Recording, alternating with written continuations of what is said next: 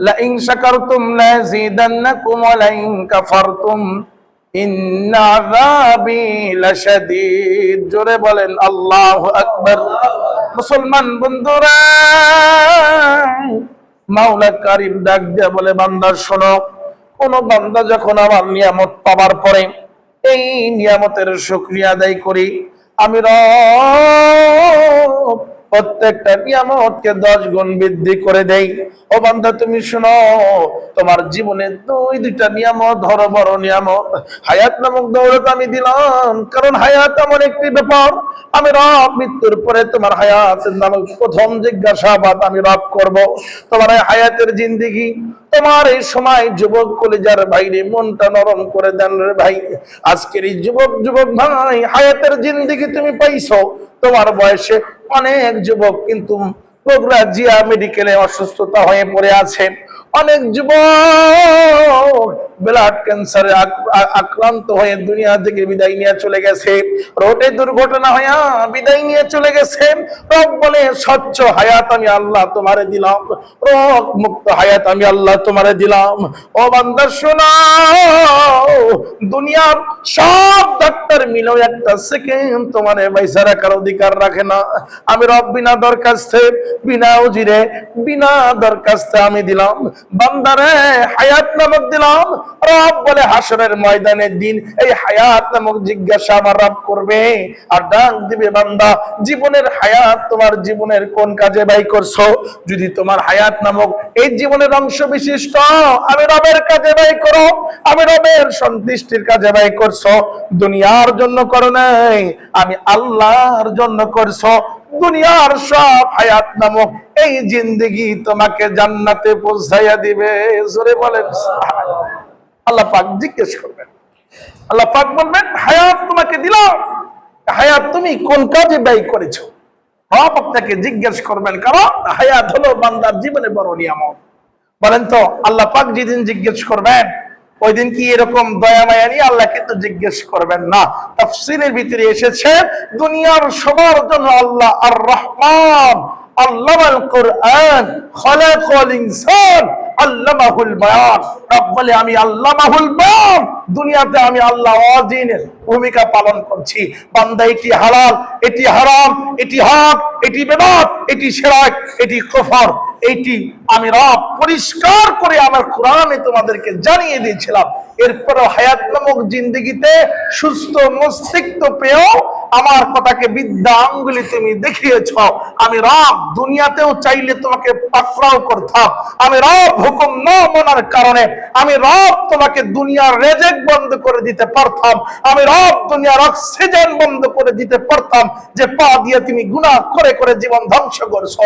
যুবক ভাই, আল্লাহ ডাক দিয়ে বলে, যুবক শোন, যেই চক্ষু দিয়া নেগেটিভ সব খারাপ গুলোকে পজিটিভ বানিয়ে রাতের আধারে ঘরে নক করে অ্যান্ড্রয়েড ফোন টিপে টিপে একেবারে উলঙ্গ নেকেড ছবি দেখে দেখে যৌবনের প্র্যাকটিস করেছ, রব বলবে, ও দুনিয়ার বান্দা, দুনিয়াতে মসজিদের সামনে গেছো, মসজিদের মুয়াজ্জিন 5 ওয়াক্ত আযান দিছে, এরপরও তোমার কলিজায় আল্লাহর ভয় অনুধাবিত হয় নাই, আল্লাহর ঘরে আসো নাই। আমি চাইলে আমার হুকুম না মানার কারণে আমি রব এটি পারতাম। ইন্নাল্লাহা আলা কুল্লি শাইইন কাদির, তোমার দুটি পা প্যারালাইসিস করে রাস্তায় ফেলে রাখতে আমি রব করি নাই। আমি রব দুনিয়াতে সব অপরাধ ক্ষমা করে দিয়ে নিয়ামত দিয়েছি, কিন্তু হাসরের ময়দানের দিন আমি রব রহমান না, আলাক্তা কাহার, আমি রব এত কঠিন হব যে ময়দানে তোমার চোখের পানি আমার হৃদয়কে গলাতে পারবে না।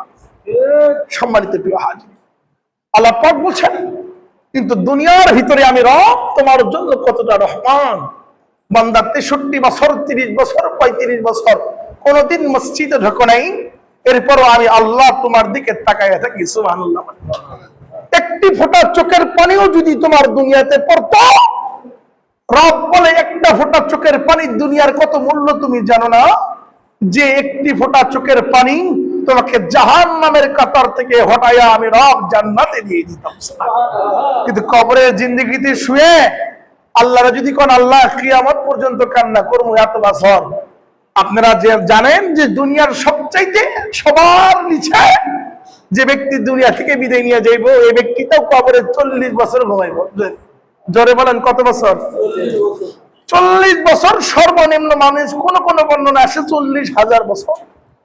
এত বছর হায়াতও যদি আপনি কান্না করেন, বলে দুনিয়া তো কান্নার জায়গা, আমি রবকে মনকে রিভাইজ করার জায়গা, আমি রবকে খুশি করবার জায়গা, ইবাদত করবার জায়গা।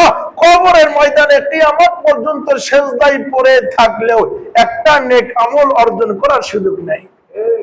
এই কারণেই দুনিয়াতে আল্লাহ পাঠিয়েছেন, একবার না দুইবার, একবার পাঠিয়েছেন, দ্বিতীয়বার আসার কোন সুযোগ আছে? জোরে বলেন সুযোগ আছে? সুযোগ নাই। কারণে পায়ে হাত দিয়ে বলি যুবক ভাই, কলিজা টুকরাদারি পাকনিওয়ালা বাবা, যারা সিদ্ধান্ত গ্রহণ করেন আজকের জুম্মার খুতবায় থেকে সিদ্ধান্ত গ্রহণ করে জীবনে আর কোনোদিন গুনার কাজ করব না। রাজি আছেন তো ইনশাআল্লাহ? জীবনে আর কোনোদিন গুনার কাজ করব না, জীবনে আর কোনোদিন কোন খারাপ কাজের সাথে নিজের নামটা লেখাবো না, জীবনে কোনোদিন মিথ্যা কথা বলবো না। রাজি আছেন তো ইনশাআল্লাহ? জীবনে ব্যবসায় হালাল নামক ব্যবসায় সামান্য অর্থের জন্য পুরা ব্যবসাকে হারাম করব না। রাজি আছেন তো ইনশাআল্লাহ? জীবনে কখনো পরিবার হককে নষ্ট করবো না, চরিত্র আঘাত লাগাবো না। আপনি সিকিউরিটি দান, রব বলে ফি দাখিলিনাল জান্নাহ, জান্নাতে সিকিউরিটি আমি আল্লাহ দিয়ে দিই। আরো জোরে বলেন সুবহানাল্লাহ। এই কারণে হলো নিয়ামত আমাদের জীবনে আল্লাহ পাকের দেওয়া একটি দৌলত। এই নিয়ামত যদি সঠিকভাবে আদায় করতে পারেন, আল্লাহ পাক আমাদের জীবনটা পরিমাফি দান করবেন, বলে আল্লাহুম্মা আমিন। আজকে গুনাহ আমাদেরকে এত সহজ হয়ে গেছে যে গুনাহ করতে করতে আমরা মানুষ থেকে জানোয়ার হয়ে গেছি। কথা বলেন ঠিক কিনা? মানুষ আর মানুষ নাই।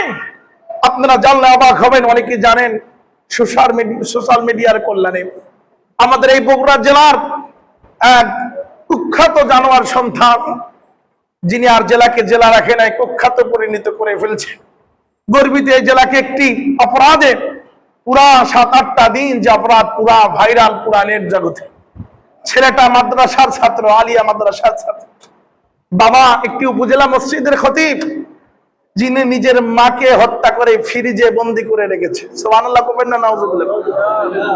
আহা, এই ঘটনা যখন আমার চোখের সামনে এসেছে, আমার মনে হয়েছে আগামীকাল মনে হয় সূর্য উদয় হবে না, কিয়ামত আল্লাহ পাক আজকেই ঘটায়। নিজের মাকে হত্যা করে এত সুন্দর নাটক সাজিয়েছে। সম্ভবত বগুড়া কাহালুর এই ছেলে, দুপচাচিয়ার এই ছেলেটা, যিনি বাবা একটা মসজিদের খতিব হওয়ার পরেও, ছেলেটা মাদ্রাসার কোন একটা আলিয়া মাদ্রাসার ছাত্র হবার পরেও সামান্য 500 টাকা মা দেয় নাই।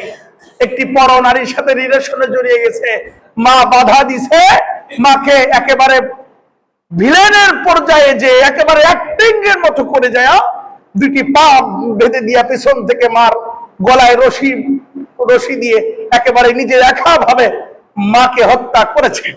আমি ভেবেছি, আহারে ওই মা মনে হয় হত্যার ওই কষ্টর চাইতে ওই সময় ওই মা মনে করছে ওর চাইতে বেশি কষ্ট নিজের সন্তান কেমনে আবার গলায় রশি বাঁধলো, সন্তান কেমনে আবার করলো, মৃত্যুর যন্ত্রণার চাইতেও এটি মনে হয় ওই মার যন্ত্রণা বেশি হয়েছে।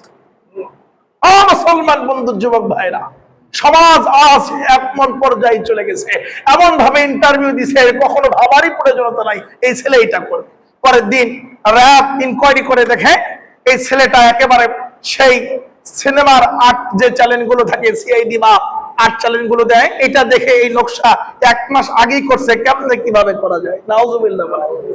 যুবক ভাই, কলিজার বাজার, কার হাতে আপনি যে যন্ত্র দিচ্ছেন, সব বাদ দিয়ে যে ছেলেকে বানাইছেন, আজকে সন্তান শুধু ওই দুপচাচের ঘরে না, এমন একটি বিপর্যয় আসতেছে, এই পর্যায়ে যদি সচেতন না হন, আপনার সন্তানকে যদি সুন্দর নাগরিক বানাতে আপনি ব্যর্থ হন, মৌলিক ইসলাম শিখাতে আপনি ব্যর্থ হন, আদর্শবান বানাতে আপনি ব্যর্থ হন, আল্লাহর কসম আগামী দিনে এমন সন্তান ঘরে ঘরে জন্মগ্রহণ করবে।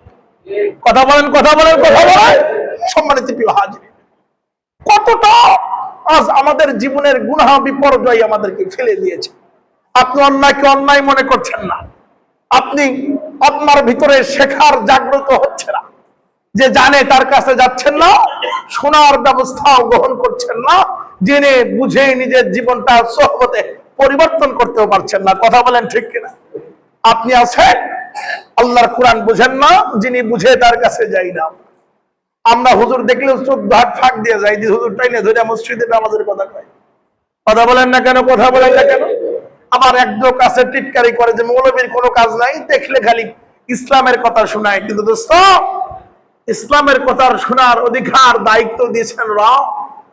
মাইয়াকশাল্লাহু মিন ইবাদিহিল উলামা, আল্লাহ প্রতিনিধিত্ব দিয়েছেন। রব বলে তুমি বলো, বলার পরে একদল তোমাকে রাসূলকে বলেছিল পাগল, তোমাকেও বলবে পাগল। রাসূলকে বলেছিল মৌলবাদ, তোমাকেও বলবে মৌলবাদ। এরপরও বলা থেকে পৃথক হওয়া যাবে না, কারণ কুনতুম খায়রা উম্মাতিন উখরিজাত লিন-নাস, উম্মতের ভিতরে শ্রেষ্ঠ জাতি বানাইছি দুইটি কাজ দিয়া। জোরে বলেন কয়টি কাজ? কুনতুম খায়রা উম্মাতিন উখরিজাত লিন-নাস। রব বলে যারা আমার খলিফা হবে, আমার প্রতিনিধিত্ব করবে, যাদের দায়িত্ব হলো দুইটি। কয়টা তাদের দায়িত্ব বলেন? জোরে বলেন কয়টি? মারুফি ওয়া তানহাউনা আনিল মুনকার, সৎ কাজে আদেশ করবে, অসৎ কাজে নির্দেশ করবে, নিষেধ করবে। এই দুটা কাজ কে দিয়েছেন? জোরে বলেন কে দিয়েছেন? তাহলে আপনি গুনাহ করেন প্রকাশ্যে, আপনি গুনার ভয়াবহতা বুঝেন না, বুঝাই গুনাহ করেন। কথা বলেন ঠিক কিনা? আপনাকে বুঝানোর দায়িত্ব যে বুঝে তার। কথা বলেন না কেন? এই জন্য সম্মানিত হাজিরিন, একা একা যেরকম পুরো মেডিকেল সায়েন্সের সব বইগুলো আর্টিকেল করে একা একা পড়ে যেমন কখনো ডাক্তার হওয়া যায় না, জীবনের সব কিছু মাদ্রাসায় না যে কিতাব বাংলা বুখারী নিয়ে এসে পড়ে যেমন আলেম হওয়া যায় না, কোন ডাইভিং লাইসেন্স চালায় ওস্তাদ ছাড়া কখনো ডাইভিং শেখা একা শিখে যে এরকম কোন গাড়ির ড্রাইভার হওয়া যায় না, কোন আল্লাহ ওয়ালা ওলির সহবতে না যাওয়া পর্যন্ত, খাঁটি আলেমের সহবতে ছাত্র না হওয়া পর্যন্ত, ততক্ষণ পর্যন্ত জান্নেওয়ালা সাধারণ মুসলমানও হওয়া যায় না। জোরে বলেন ঠিক কিনা? জোরে বলেন, জোরে বলেন। ও মুসলমান বলতো আমার, এই কারণে আপনার জীবনের সিদ্ধান্ত আপনাকে নিতে হবে, যেহেতু আপনার হায়াত সীমিত। জোরে বলেন হায়াত কি? আর জোরে বলেন সীমিত কি না? নাকি আপনার হায়াত 100 বছর, 150 বছর? আজকে দিন বাঁচবেন, কালকে সূর্য উদয় হইব, হবে হবে? আমরা বলি না ভাই একটু দেখা করবো, ভাই আজকে না কালকে দেখা করেন। ওই পাগল কি জানে ওর জীবনে কালকে তো নাও হতে পারে? জোরে বলেন না কেন? ভাই টাকা দেন, ভাই জীবনে 1 মাস পরে দেবো, কিন্তু আর 1 মাস পরে কার জীবন কারাইব? এই কারণে আপনার জীবনের সিদ্ধান্ত নিতে হবে দুইটি বিষয়ে। আল্লাহ আমাকে হায়াত দিয়েছে, নির্ধারিত সময় মালাকুল মাউত আসবে, আমার হায়াতের প্রত্যেকটি সময় রব জিজ্ঞাসাবাদ করবে, কাঠগড়ায় দাঁড়াতে হবে, আমাকে একজন কাঠগড়ার আসামি হয়ে আমাকে জামিন নিয়ে জান্নাতে যেতে হবে। জামিন যেতে হবে, নির্ধারিত উকিল যিনি জব করবে ইনি হলেন মুহাম্মাদুর রাসূলুল্লাহ সাল্লাল্লাহু। এই নবীর গোলাম আপনাকে হতে হবে, নবীর প্রেমিক হতে হবে, কারণ ওই দুনিয়ায় আখিরাতে নবী ছাড়া আর শাফাত করার কেউ আছে? জোরে বলেন আছে? আজকে ঘরে ঘরে নবীর প্রেমিকের চাইতে দুশমনের সংখ্যা বেশি। জোরে বলেন, জোরে বলেন। নবীর প্রেমিকের চাইতে দুশমনের সংখ্যা কম না বেশি? জোরে বলেন কম না বেশি? নবীর শান গাইলে একদলের শরীরে জ্বালা শুরু হয়, মনে করবেন ওটা জ্বালা শুরু হয় নাই, জাহান্নামের আগুনের শিকনা শুরু হয়েছে। জোরে বলেন, জোরে বলেন ঠিক কিনা? নবীর শান এবং মান পৃথিবীর সব গায়ক একত্রিত গায়াও নবীর শান কখনো সমান হওয়ার সুযোগ নেই। এই কারণে যেখানে নবীর কথা হয়, যেখানে নবীর মুহাসারা হয়, ওখানে নবীর প্রেমিক গুলো বঙ্গপালের মতো ছুটে যাওয়া আমাদের জন্য ওয়াজিব। সুবহানাল্লাহ। এই কারণে সম্মানিত প্রিয় হাজিরিন, আপনার জীবনের সিদ্ধান্ত গ্রহণ করেন। আজকের জীবনের শেষ দিন আমার হতে পারে যে আমি আজকেই একটি দুর্ঘটনায় কবলে পড়ে গেছি, পিছন থেকে আসতে নিয়ে এই যে আপনার পিসি বাটা রাস্তা পার হয়ে আসছি, গাড়ি আমি নিজে ড্রাইভ করতেছিলাম, হঠাৎ ক্লোজ করবো দাঁড়াইছি, ঠেকানো গাড়ি পিছন থেকে কট পয়সা আর কমপক্ষে 40-45 স্পিড, মনে হয়তো আমার মোটরসাইকেল দেখেই নাই, এমন জোরে মারছে। আমার এই পর্যন্ত এখনো পর্যন্ত কোন জায়গায় ব্যথা হয়ে আছে, ছিঁড়েও গেছে। অনেক মানুষ জড়ো হয়ে গেছে, অটোওয়ালারে মারবে, যুবক মানুষ, ছেলেটা একটা ঘটনা ঘটেই ফেলাইছে, ওরা মারলে কি আমার যা ক্ষতি হয়েছে বাদ ব্যথা এটাকে আসবে বলেন? মারবে। আমি বললাম ভাই এটা পার্সোনালি ব্যাপার, কারণ তখন আমার ওই হাদিসে বুখারীর হাদিসে কথা, রাসূলের কথা মনে পড়ে গেছে আমার। রাসূল বলছে তুমি যদি কারো প্রতি ইহসান দুনিয়াতে হতে পারো, কারো প্রতি ইহসান হও, রব আল্লাহ সুবহানাহু ওয়া তাআলা ওয়াদা করছে। রাসূল বলে কিয়ামতের দিন, কঠিন দিন, কঠিন আসামের দিন, দুনিয়াতে কোনো ব্যক্তির প্রতি তুমি ইহসান হয়ে গেছো, রব ওই দিন তোমাকে ইহসান দিয়া দায়িত্ব নিয়ে পিছনের গুনাহ মাফ করে দিয়ে জান্নাতে দিয়ে দিবে। আমি বললাম ভাইজান আপনি চলে যান, কারণ এর চাইতে বড় দুর্ঘটনা আমার বিশ্ব রোডে হতে পারতো, ওটা যদি অটো না হয়ে ট্রাক হইতো বলেন তো।